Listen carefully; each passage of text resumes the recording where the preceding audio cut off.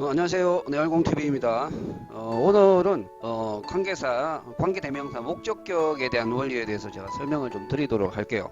어, 일단 이 파트가 시험에 제일 많이 나온다라고 일단 통계치로 나와 있습니다. 그래서 이 부분에 대해서는 아주 기본적인 원리, 원래 교과서에서 설명하지 않을 수도 있는 그 근본적인 원리를 설명을 드리고, 이제 앞으로의 연습이나 트레이닝은 어떻게 해야 되는지에 대해서 나중에 말씀을 좀 드리도록 하겠습니다. 우선 저 해당 문장을 보시죠. He bought the house. 자, 이런 식으로 주어, 동사, 이렇게 주어 동사 목적어 형태로 나와 있습니다. 주어 동사 목적어 형태 나와 있는데, 원래 영어의 문장은 이렇게 문장 형태로 수술 형태로 주어 동사 목적어를 이렇게 쓸 수 있는 게 기본이잖아요. 이제 이걸 가지고 다른 형태로도 쓸 수 있습니다. 가령 예를 들어서 자, 이런 식으로 목적어를 먼저 두고 주어 동사를 쓰는 방식입니다. 첫 번째 경우는 뭐 다 아시다시피 서술 형태죠. 그가 그 집을 샀다.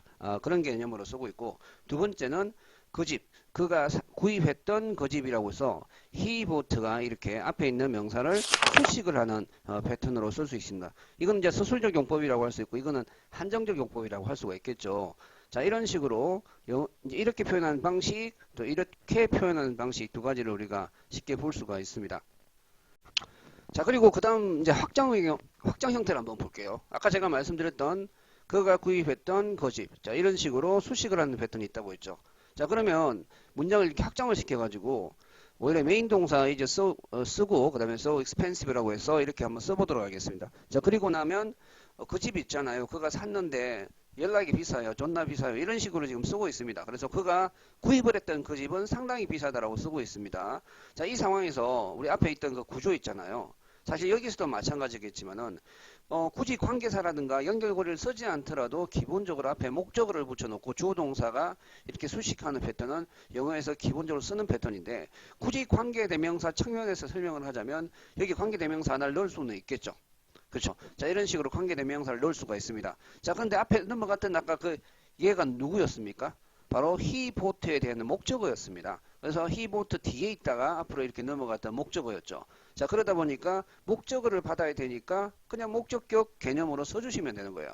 물론 뭐 which 대신에 that을 쓸 수 있는 패턴이긴 한데, 지금 순수한 관계대명사 설명을 하고 있으니까 대용어로 쓰고 있는 that은 나중에 설명을 좀 드리도록 하겠습니다. 자, 그러다 보니까 사실 위치를 안 써도 되죠. 이렇게 두 번째 문장처럼 안 써도 되지만은 세 번째 문장처럼 이렇게 관계대명사를 만약에 문제를 내고 싶거나 관계대명사 자체 설명을 하고 싶으면 관계대명사를 반드시 써야 되는 거죠. 우리가 여기서 흔히 말을 하는 게 목적격 관계대명사는 생략할 수 있다라는 이야기를 하시는데, 뭐 어쩌라고요. 예. 생략할 수 있어요. 근데 관계대명사 문제를 내려면 반드시 뭐가 충족이 돼야 되죠? 주어진 조건 자체가. 그렇죠. 관계 대명사도 나와 있어야 되겠지만은 앞에 반드시 수명사도 나와 있어야만이 우리가 뭘 할 수 있다? 그렇죠. 문제를 풀 수가 있습니다. 물론 이제 복합관계 대명사라는 패턴이 있는데 그걸 좀 제쳐두고서라도 선행사하고 반드시 뭐가 존재를 해야 된다? 관계 대명사가 이렇게 있어야만이 우리가 문제를 풀 수가 있다라고 말씀을 드릴 수 있는 겁니다. 그래서 나중에 뭐 주격 관계 대명사 플러스 비동사는 뒤에 구조에 따라서 생략할 수 있다, 이런 부분 생략할 수 있는 건 알겠는데, 관계 대명사라는 문제를 풀기 위해서는 관계부사라는 문제를 풀기 위해서는 반드시 뭐가 표기가 되어 있어야 된다? 그렇죠. 의문사 출신의 종속 접속사, 그 중에서도 선행사를 가지는 관계 대명사가 지워져 있거나 없어져 있으면 안 된다는 겁니다. 자, 여기서 다시 말씀드리지만은 주어 동사 목적어를 쓸 수도 있지만은 목적어를 앞에다 두고 주어 동사가 뒤에서 수식하는 이 패턴은 영어글에서 너무너무 많이 씁니다. 그래서 이렇게 그냥 생으로 관계사 없이도 쓸 수 있지만요. 관계사 측면에서 설명을 하거나 생각을 하자면 이렇게 위치를 살려둘 수도 있다는 거죠. 자, 다른 문장 한번 볼게요. 거의 비슷한 문장이긴 한데 역시 주어, 동사, 이제 동사 구간이죠. 그리고 이제 이렇게 목적어 구간을 쓰고 있습니다. 이제 아까와 달라진 점은 여기 뭐가 들어갔죠? 그렇죠. 전치사가 들어가 있죠. 전치사. 예. 전치사가 포함된 동사하고, 예. 이게 전치사가 포함되었다는 거죠. 자, 그러면 똑같아요. 전치사까지 붙이는 거죠. 이제 모든 단어를 이렇게 쓸 수는 없겠지만은 기본적으로 같이 붙여서 많이 쓰는 패턴이라든가 수거적 패턴들은 가능하겠죠. 자, 그러면 어떻게 됩니까? The house라는 목적어를 앞에다 두고 그 다음에 뒤에 he lives in이라는 이 표현이 앞에 있는 애를 수식을 하겠죠. 그 집, 그가 살고 있는 그 집 이렇게 해석을 하시면 되고요. 물론 편안하게 해석하셔도 상관없습니다. 자, 그리고 두 번째도 보세요. 자, 문장을 확장시켜 볼게요. 여기를 메인 동사를 쓰고 나서 야, 그 집에 그 사람이 살잖아. 연락이 비싸. 자, 이런 식으로 해석을 접근을 할 수가 있습니다. 자, 이런 식으로 관계대명사 없이도 얼마든지 쓸 수 있는 패턴인데 굳이 관계대명사 측면에서 설명을 하자면 어떻게 되죠? 그렇죠. 이렇게 위치를 한번 살려보는 거죠. 그러니까 앞에 목적어가 넘어간 상태니까 목적어를 받은 관계 대명사잖아요. 대명사. 뭘 받았다고요? 뒤에 문장에 대한 어떤 애를 받았죠? 원래는 목적어였던 애를 받았단 말이죠. 그래서 위치는 어떤 격이 되는 겁니까? 그렇죠. 목적격 관계 대명사가 되는 거죠. 그리고 목적격 관계 대명사가 생략될 수 있는 것은 목적격 관계 대명사가 생략된다가 먼저가 아니라 원래 목적적 관계 대명사가 없이도 쓸 수가 있었던 거예요. 근데 관계 대명사 설명을 하다 보니까 이렇게 들어가는 거고. 자, 그러면 자, 마지막에 붙어 있는 이거 in 있잖아요. in. in은 어떻게 할 수도 있다? 그렇죠. 관계사 앞에다 이렇게 붙여 가지고 이렇게 쓸 수가 있습니다. 물론 뒤에 둬도 되지만은 앞에다 붙여서 씁니다. 자, 왜 그러냐면 실제 문제를 낼 때는 자, 이런 식으로 잘 보이시죠? 자, 위치냐 in 위치냐를 물어본단 말이죠. 무슨 말인지 아시겠어요? 위치냐 위치냐라는 걸 물어보는데 관계사가 생략을 해버리거나 전치사를 앞으로 넘기지 않으면 줄을 치기도 힘들고 빈칸을 만들기도 힘들어요. 물론 그냥 생으로 푸는 문제는 뒤로 빼는 경우도 있지만 거의 대부분은 관계사에다 초점을 맞추기 때문에 관계사에다 전치사를 넘겨줍니다. 만약에 엉터리로 쓸 것 같으면 일단 위치가 엉터리 답이 되는 거고 여기서는 근데 적절한 답을 고르려면 뭐가 되는 거죠? 그렇죠. 인위치가 되는 겁니다. 자, 그래서 다시 그 만약에 인 위치냐, 그 위치가 답이냐를 이제 고르려면 이제 어떻게 해야 돼요? 제일 좋은 방식이, 제일 정석인 방식이 뭡니까? 그렇죠. 원래 the house가 서술형으로 썼을 때, 이렇게 수식하는 패턴이 아니라 서술형을 썼을 때 원래 자리를 넘겨보는 거예요. 밑에처럼. 그래서 he lives in the house인지 he lives in the house가 맞는지를 따져보는 겁니다. 당연히 얘는 완전 자동사고 내용적으로 주어가 사는 거고 그리고 in 이후에 그 장소라는 공간에서 사는 거니까 얘가 답이 되겠죠. 네, 당연히 얘가 답이 됩니다. 자, 그러면 여기서는 관계사 위치가 중요한가? 아니죠. 관계사의 위치는 연결고리밖에 역할을 할 수 없습니다. 결국 중요한 건 뭐냐면 우리가 표현을 많이 알고 계셔야 돼요. 그러니까 live in the house에 익숙해지셔야 되고 차후에 조금 이따 설명드리게 될 그 수거적인 패턴들에 대해서 익숙해져야 됩니다. 자, 여기 보겠습니다. 그러면 여기도 보세요. 명사를 선행사를 쓰고 위치를 쓰고 뒤에 주어 이렇게 동사 이런 패턴을 지금 쓰고 있죠. 자, 이러면 어떻게 풀어야 돼요? 이 문장이 지금 딱 보시더라도 틀린 문장이라는 걸 아시잖아요. 그러면 선행사를 먼저 이렇게 쓰고 뒤에 주어 동사를 쓰는 패턴이죠. 그러면 원래 자리로 돌려보시면 되는 거예요. 한번 써볼까요?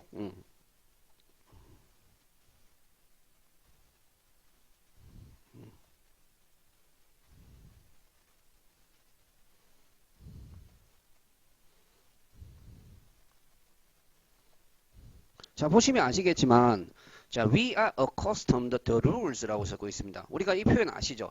be accustomed 뒤에 바로 목적어를 붙였을 때 전치사가 필요한지 필요하지 않는지를 알아야 되는데 표현을 아신다면 수거를 아신다면 여기에 뭐가 필요하다? 그렇죠. to가 필요하다는 걸 당장에 이렇게 알 수가 있습니다. 그러면 나중에 답이 어떻게 됩니까? 당연히 위치가 아니라 이렇게 to 위치로 이제 바뀌는 형태가 될 겁니다. 자, 이런 식으로 문제를 풀어 나가셔야 되는 거죠. 예. 자, 그래서 뭐가 답이 된다? 그렇죠. to 위치가 답이 되는 겁니다. 자, 그런데 이게 사실 전치사를 바로 매번 이렇게 찾아주시면 좋은데 정확한 전치사는 아니더라도 전치사가 들어가야 되는지 안 들어가야 되는지를 알려면 조금 구조에 대한 설명을 좀 알고 있어야 되는데 이 부분은 제가 바로 다음 시간에 또 설명을 드리도록 하겠습니다. 이 파트가 제일 많이 나와요. 그러니까 전치사가 들어가야 되느냐 아니면 그냥 생으로 관계사를 쓰느냐 아니면 전치사가 들어간다면 어떤 전치사를 쓸 건지에 대한 표현입니다. 자, 여기서는 관계대명사를 생략하지 않은 상태에서 선행사하고 뒤에 주어 동사 쉽게 말하면 앞에 있는 선행사는 뒤에 주어 동사 패턴의 목적어에 해당되는 부분인데 동사 부분이랑 그 목적어 구간 사이에 전치사 연결고리가 필요한지에 대한 설명이거든요. 그런데 일단은 제가 어떻게 하라고 했죠? 그렇죠. 앞에 넘어가 있는 선행사를 뒤에 주어 동사 뒤에 붙여서 기본적으로 익숙한 패턴들, 수거적 패턴들을 가지고 먼저 적절성 여부를 따지는 연습을 하시고 제가 일단 위치가 답이냐? 전치사 플러스 위치가 답이냐? 이거는 아주 간단한 문제입니다. 전치사가 필요 없는 경우는 여기 있는 동사가 어떤 경우? 그렇죠. 타동사인 경우죠. 여기서 우리 하나 알고 가셔야 될 거, 목적어. 그러니까 이게 선행사가 어떤 관계였죠? 그렇죠. 예, 목적어인 관계였습니다. 이 목적어인 경우 조금 그렇죠. 예. 예. 목적어인 경우는 목적어를 가지는 게 뭡니까? 쉽게 말하면 명어에서 두 가지밖에 없잖아요. 그러니까 타동사하고 뭐가 있습니까? 전치사가 있잖아요. 근데 여기는 이제 타동사로 끝났기 때문에 굳이 전치사가 필요가 없다는 거죠. 자, 두 번째는 그러면 중요한 전치사가 필요한 경우는 어떤 경우냐? 일단 동사가 문맥적으로 자동사적 용법으로 써야 됩니다. 뭐 이게 1형식이었던 2형식이었던 상관이 없어요. 그리고 뭐 비동사라든지 비동사도 좋고 2형식적 계열도 좋아요. 뒤에 보어 그게 보통 과거 분사일 수도 있고 아니면 순수한 형용사일 수도 있습니다. 이런 경우로 끝나는 경우라든지 또는 마지막에 그 삼형식 구조처럼 해가지고 목적으로 끝나는 경우 물론 이형식도 있겠지만은 삼형식 구조로 해서 목적으로 끝나는 경우 등등은 뒤에다가 이런 주어 동사로 연결되고 앞에 목적어가 넘어가 있을 때는 추가적으로 전치사가 필요합니다. 쉽게 말씀드리면 타동사는 사형식이라는 수혜동사를 제외하고는요. 원래 타동사는 목적어를 한 번밖에 못 가집니다. 그렇기 때문에 그 동사 이후에 명사를 추가적으로 문맥적으로 내용적으로 계속 붙일 경우는 전치사를 계속 붙여야 됩니다. 이해를 돕기 위해서 설명을 한번 드려볼게요. 기본적으로 사형식, 이제 소유동사를 제외하고는 간접 목적을 취하는 소유동사를 제외하고는 타동사 뒤에 목적을 한 번밖에 쓸 수 없어요. 목적어라는 것은 뭐냐면 주어 이렇게 반대편에 있는 애를 동사를 기점으로 주어 반대편에 있어가지고 그걸 반대편에 있다고 해서 목적이라고 해서 목적어라 씁니다. 그래서 타동사 위에 명사가 위치를 이렇게 쫙 하잖아요. 그럼 다 목적어예요. 다 목적어인데 다만 타동사는 목적을 몇 번밖에 못 가진다? 그렇죠. 단 한 번밖에 쓸 수 없습니다. 그러면 추가적으로 내용적으로 더 명사를 쓰거나 목적어가 필요한 경우, 목적어 자리에 필요한 경우가 있잖아요. 자, 이런 경우는 여기다 뭘 붙이면 되죠? 그렇죠. 이렇게 전치사를 붙여 나가시면 되는 거예요. 그러면 또 목적어가 있죠. 전치사도 한 번밖에 못 쓰니까, 그러니까 여기도 마찬가지로 전치사를 쓰시면 되고, 또 목적어를 쓰고 싶으시죠. 또 전치사를 써 나가시면 됩니다. 제 말이 무슨 말인지 아시겠죠? 타동사 형태를 제외하고는 동사 구간 자체가, 타동사가 아닌 패턴에 뭐 형용사로 끝난다든가 명사로 끝난다든가 이런 부분들은 다 추가적으로 이후에 동사 이후에 명사를 추가적으로 붙일 때는 뭐가 필요하다? 그렇죠. 예, 전치사가 필요합니다. 자, 그러면 한번 조금만 살펴볼게요. 예를 들어서 이렇게 자 앞에 명사가 왔는데 뒤에 주어 동사 패턴이 있으면서 수식을 하잖아요. 그러면 the house he feels comfortable이라고 쓰고 있습니다. 자, 마지막에 feel 다음에 형용사로 끝났습니다. 형용사 뒤에 house를 붙인다고 생각을 해보세요. 형용사 뒤에 house를 바로 붙일 수가 있습니까? 아니죠. 그래서 이 house를 뒤에 붙여보면 comfortable은 타동사가 아닙니다. 그렇기 때문에 추가적으로 명사를 동사 이후에 붙이는 패턴, 쉽게 말하면 목적어를 추가적으로 붙이는 패턴이기 때문에 목적어 자리에 두는 거기 때문에 뭐가 필요하다? 타동사 뒤쪽이 아니니까 그렇죠. 네, 전치사가 필요합니다. 그래서 인위치가 답이 되겠고요. 나중에 뭐 이걸 외울로 바꾸는 것은 이후에 말씀드리겠습니다. 자, 여기도 보세요. 물론 수거를 알면 좋죠. be bound for라는 수거가 있긴 한데 여기도 보세요. 비동사를 쓰고 나서 found는 형용사란 말입니다. 설령 얘가 pp를 하더라도 어차피 동사는 여기서 끝났고 분사들은 싹 다 아시겠지만은 다 저기 동사 출신의 형용사란 말이에요. 그래서 비동사 다음에 보어가 오는 패턴들. 자, 여기는 절대 타동사가 아니죠. 동사 구간이 여기까지고 여기다가 동사 구간 바로 이후에 목적어 자리에 명사를 둬야 됩니다. 자, 그래서 타동사가 앞쪽에 없기 때문에 여기다 뭐가 필요하다? 전치사가 필요합니다. 그래서 뭐가 답이다? 예, 포위치가 답이 됩니다. 그리고 세 번째 문장 한번 볼까요? 그 모임이죠. 그가 이게 참여해야 되는. 자, 여기 보면 투마로가 마지막에 있어요. 여기서 조금 조심하셔야 될 게 뭐냐면 장소, 마지막이 장소라든지 시간적 배경들이 나오죠. 이런 것은 얘를 제외시키고 없다라고 좀 생각을 하시고, 그러니까 어떻게 생각하면 되냐면, 자, 이런 식으로 얘를 제외시키세요. 왜냐하면 장수나 시간적 배경은 거의 부사 처리가 됩니다. 자, 그러면 be engaged가 돼가지고 뭐가 됩니까?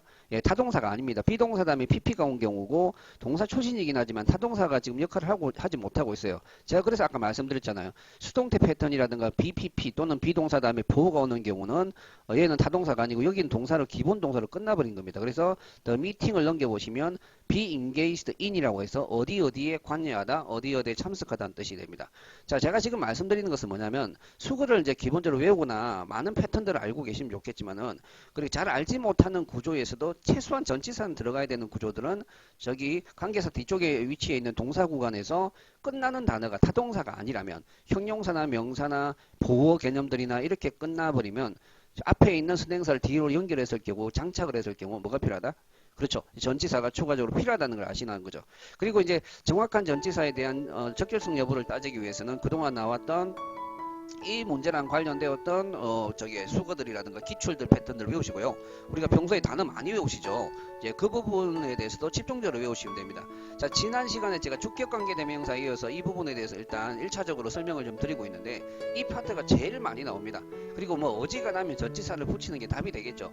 다만 저희 시험들의 경우는 일반적인 대한민국에서 벌어지는 시험의 경우는 패턴을 좀 타기 때문에 막연하게 우리가 정석적으로 접근하기보다는 최근 기출의 패턴에 대해서도 연구를 할 필요가 있습니다. 일단 이런 부분들은 제가 연습 문제 풀 때 더 설명을 좀 많이 드리도록 하고요. 또 이어서 바로 또 관계사에 대한 중요성 좀 나머지 조금 남아있죠. 지금 주격관계 대명사고 이쪽이 제일 많이 나와요. 그래서 거의 그 7, 80%라고 보시면 됩니다. 그래서 이 부분에 대해서 집중적으로 공부를 하시고 나중에 제가 문제풀이를 할 때도 반드시 참여를 해주셔서 같이 트레이닝을 하셔야만이 관계사에 대해서는 완전히 마스터가 된다는 걸 아실 수가 있을 겁니다. 또 바로 관계사와 중요한 부분들 가지고 찾아뵙겠습니다.